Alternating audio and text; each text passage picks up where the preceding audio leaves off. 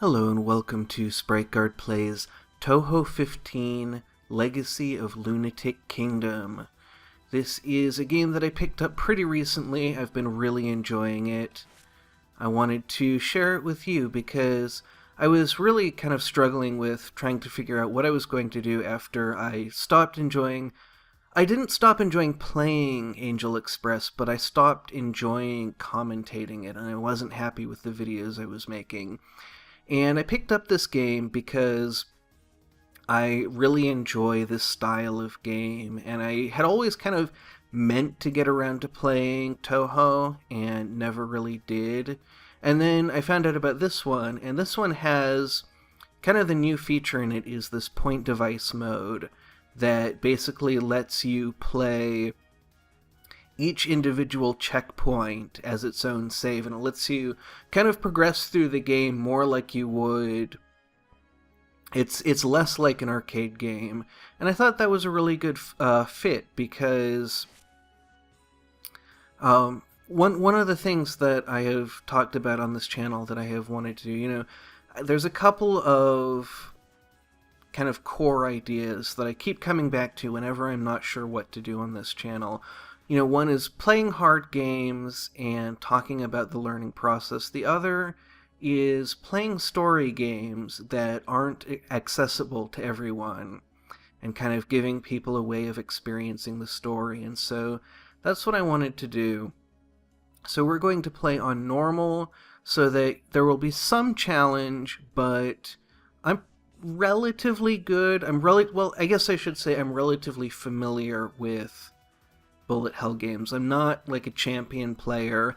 I've been playing some hard and lunatic because I like to fail, and so that's what I do on my own time. But I don't think that would be a good. I don't think it would make for an interesting video. And so we're going to play on normal. We're going to play Reimu. I do know how to pronounce Japanese. Reimu Hakure. And I think because I know how to pronounce Japanese, not very well, like that was not good, but because I know the rules, it's harder for me to just say Reimu Hakure. But I have not spoken Japanese in a very long time.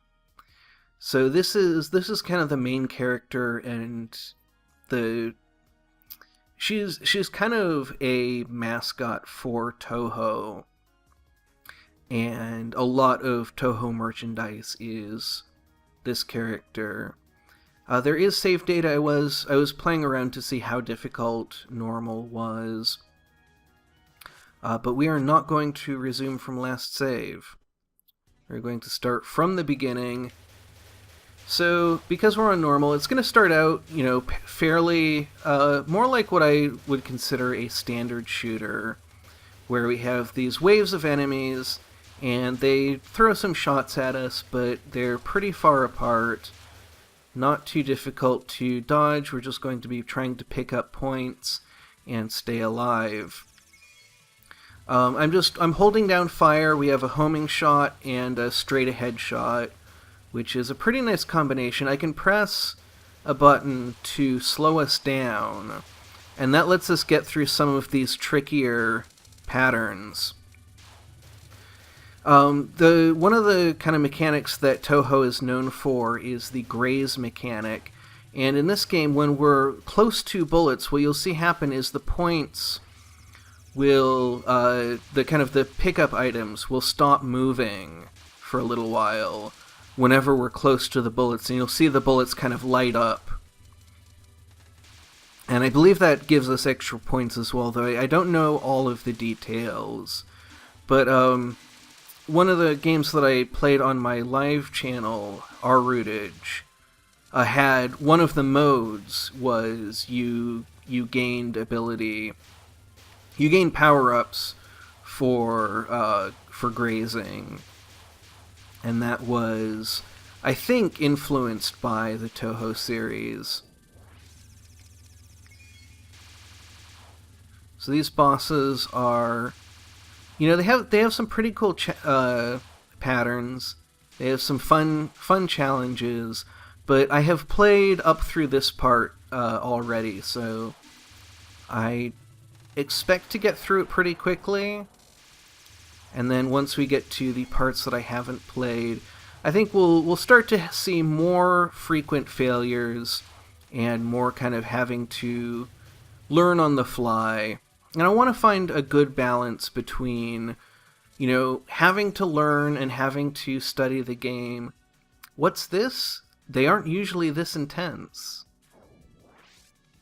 Even if you're not in the way, I'll shoot. This is Seiran. I've made contact with a belligerent earthling. Now proceeding with purification. Talking to yourself? Creepy. Too bad for you, filthy earthling.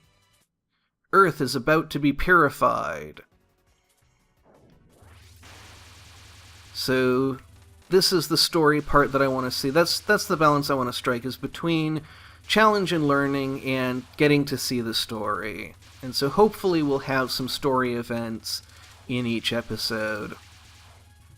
Though I cannot promise that because I don't really know how this game goes. I know that it will get more difficult as we get deeper in, and we're going to be facing challenging bosses. And so here's the reset mechanic, is instead of losing a life or having to start over or continue, we just restart from a little bit before where we died. And it's based on checkpoints. Kind of the history, as I understand it, of the save mechanic is basically, this series of games was always, in the past, was always very arcade style. Oh, that was a little bit tighter than I could get through.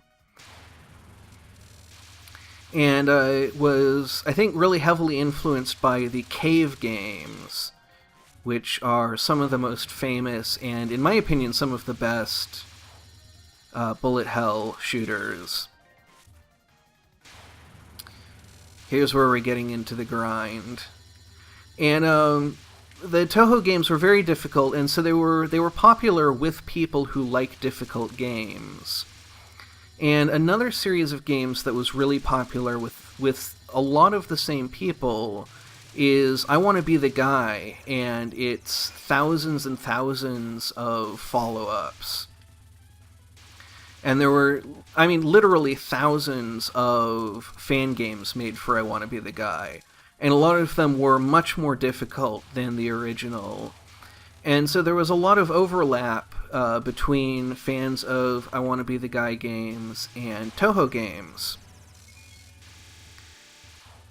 And so what happened was a lot of Toho characters started showing up in I Want to Be the Guy games.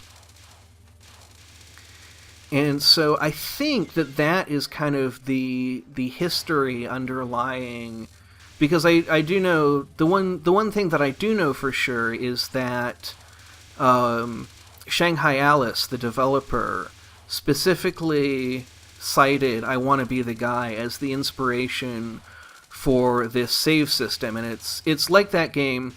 That game has a checkpoint system where you reach a checkpoint and then you never have to go back to before it. God, this is why I didn't want to be in the ground troops. Wait, are you a moon rabbit? Purifying the earth. I have a really bad feeling about this. Tell me where your base is, or else. Please spare me. If I tell, they'll kill me. If I tell you about our forward base on the mountain lake, they'll kill me. Alright, so we have finished a stage, and we're going to launch right into the next one, but I think this is where I'm going to wrap it up the next time I die, basically. Because I think we've seen quite a bit of the story, and we've seen a little bit of the beginning of the game. Things are going to continue to get more difficult. We're going to run into some of those situations like we saw, where I'll get more into grinding it, and we will see more of these situations where I'm able to get through things more easily. So, next time we will pick up where we left off.